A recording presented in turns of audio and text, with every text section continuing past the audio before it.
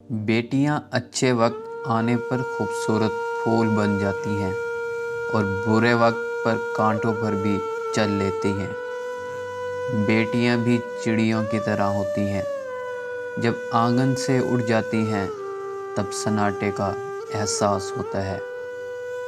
ज़रूरी नहीं रोशनियां चिरागों से ही हों, बेटियां भी घरों में उजाला करती हैं। अपनी माँ बाप की लाडली बेटियां अक्सर आजमाइश का शिकार रहती हैं। बेटी वो फूल है जो हर बाग में नहीं खिलता।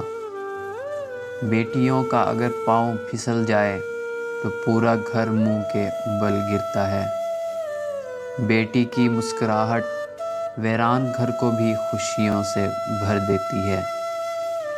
बेटियों का दुख समझना बड़ा मुश्किल है।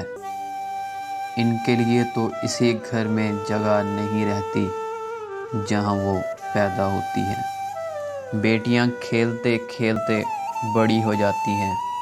पता नहीं चलता कब इनका खेल ख़त्म हुआ और नसीब का खेल शुरू हुआ। बेटियां फूलों की तरह होती हैं और ये फूल आपके घर की जीनत हैं। बेटियां सबके मुकद्दर में कहाँ होती हैं, घर जो खुदा को पसंद आए वहाँ होती हैं। बेटियां बड़ी हो जाएं तो शक की दीवारें ऊंची करने की बजाय मोहब्बत की रस्सी को दराज कर लेना बेहतर होता है, क्योंकि मोहब्बत की लगाम तरबियत पर आंच नहीं आने देती। बेटियों के लिए बहुत कुछ बर्दाश्त करना पड़ता है, इसलिए लोग बेटियां बर्दाश्त नहीं करते।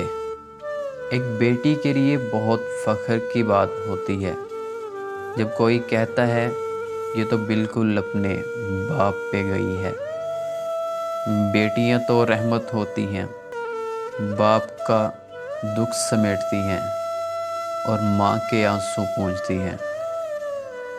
बेटियां रिज़्क़ की तरह होती हैं।